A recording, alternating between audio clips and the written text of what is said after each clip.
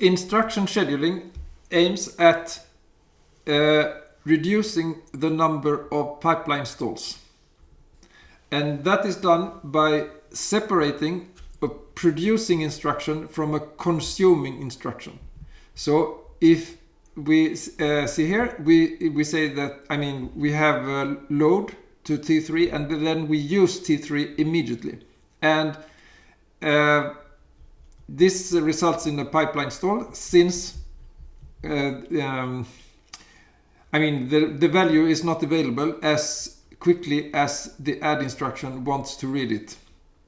So it is better to change the order of instructions and do the add afterwards. So now this T3 has had more time to be read. Okay, so how can that be done? We create a directed acyclic graph of nodes as, instructions as nodes and data dependencies as edges. And then we can do a topological sort, meaning we start with an instruction that is not dependent on anything else and schedule that. And then we can select another instruction which is not dependent on anything that is still not computed. So what do I mean with this? Well, the graph for this, it will have this instruction at the beginning and this one at the end. Okay, and we cannot clearly start with this one since it has not got the value from T8 yet. In general, if we have a graph, I will not draw everything here, but if we have this graph, okay, and say there are dependencies like this.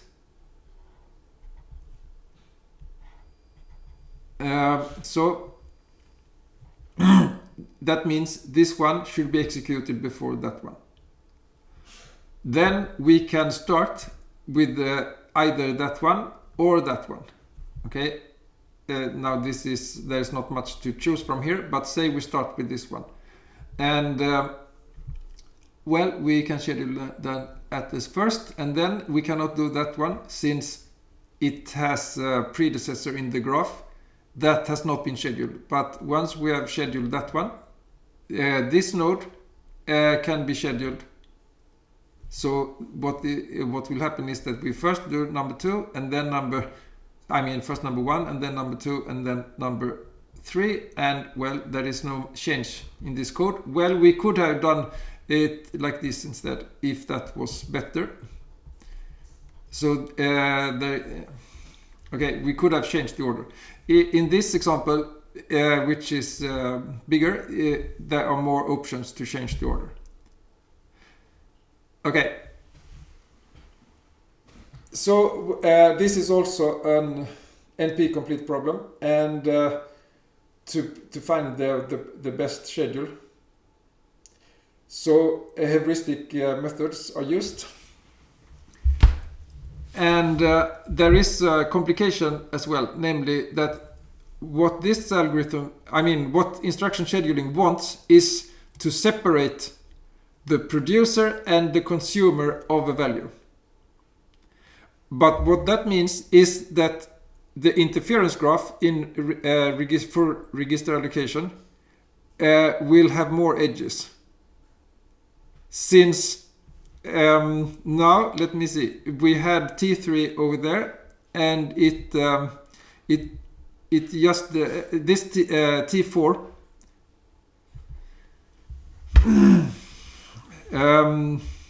sorry, the T3, it was used in the third instruction, and then we could forget it. But now we have T3 and it is conflicting with T5 and T6.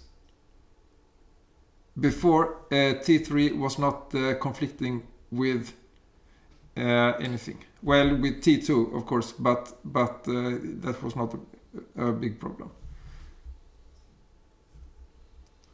So by rearranging the order of instructions, we increase the number of edges in the interference graph, which makes it more difficult to color the graph with the available number of colors or available number of available registers. So we say that we increase the register pressure if we do like this. Namely, increase the number of edges and make it more difficult to color the graph with this available colors. So that's a problem. And what can be done about it? Well, the scheduler should estimate the number of needed colors in order to not schedule the instructions so that there will be a lot of spill code. Okay? And we can also, well, this is what I just discussed, but another thing is, which should we do first? Scheduling or allocation? Well, it's best to do instruction scheduling first, since once we have done register allocation, we will be more constrained to find. I mean, if we have already decided on the registers that an instruction uses, then it's not so flexible to schedule the instructions clearly. And if there is spilling in during the register allocation, we will do a second time of instruction scheduling in those basic blocks in order to separate the load from the uses. Okay, so this one needed 3 floating point registers, and the one to the right needs 1 more. But that is not the same as saying as that this one is better. Maybe this function already uses 4 floating point registers, so it doesn't hurt the least if we use it. I mean, we have already touched 4 floating point registers, so to speak, and there are. I mean, the function has already decided that it needs these 4, and why not use them when we have them? So it doesn't cost anything extra. So what we can see from this is that this is a really complex optimization problem. And what we saw in this example is that sometimes if the basic block that we want to schedule is small, there is not much that the scheduler can change, and therefore it's not very useful. And Modulo scheduling is an example of something called software pipelining. And software pipelining, the purpose of that is to execute several loop iterations at the same time. So say these are instructions, and A produces a value to B and B produces a value to C. So we cannot change their order in any way. But we can also assume, just for simplicity, that all iterations are independent. That means if we have 100 cores, we can run all iterations at the same time. And that may be too much overhead, even if we had 100 cores. But say we do not have 100 cores, but we still want to overlap the weighting. B waits for A and C waits for B. We want to overlap this weighting so that the program gets faster. Let's see now how that can be done. Well, let's see this slide first. So this is the original execution. We do one iteration, we do the next iteration, etc. But the purpose of this modulo scheduling is to compact this so that the next iteration starts before the previous was completed. So now we have 1, 2, 3, 4 iterations active at the same time. And what's the purpose of that? It is to do something useful while waiting for an operand in the current iteration. Okay, so let's look at this. Now we have only 3 iterations active at the same time, but it doesn't matter. It's the idea that we can see from this. So when we do this, we have a prologue of starting up instructions from 2 iterations before the loop, and we have a epilogue to finish some iterations that were not completed in here. Okay, and then we have iteration. So now this for loop will have 2 main iterations. So this is done in 1 iteration, and this is done in the next iteration. Okay, so let's look at. Okay, I should also say that the index on operation is the iteration in which that happens. Okay, so we still have the dependence and have to wait from A to B, A0 to B0, and from B0 to C0. That has not changed at all, but let's look at A3 to B3. Okay, it still has to wait some time, but what happens while waiting is that we can run C1 and B2 while we would only be sitting and wait anyway. So what we do is to do something useful instead of waiting. Okay, so this is a very good optimization, and it's particularly useful for floating point codes.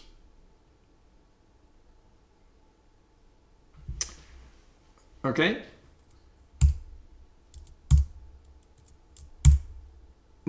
I should also say something about optimizing object-oriented programs, and all the normal optimizations are of course applicable to object-oriented programs as well.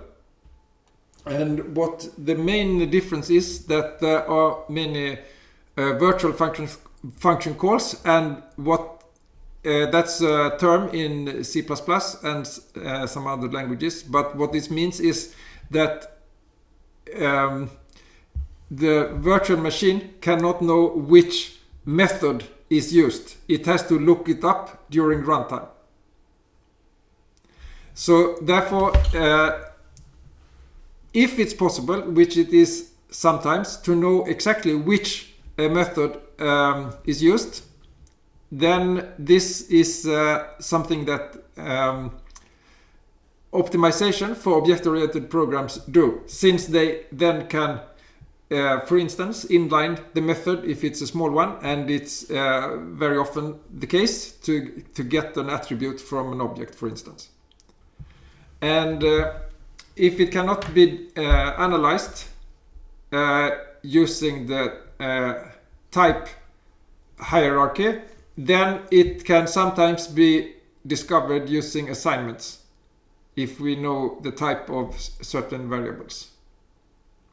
Okay, and when that can be done, the performance of object-oriented programs can be increased, but in general that is of course not possible, since the very purpose is of using object-oriented languages is to be more flexible about the types.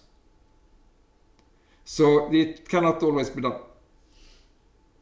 Okay. On the other hand, the virtual machine has more runtime information that it can use when it decides to do just-in-time optimization of a certain part of a method.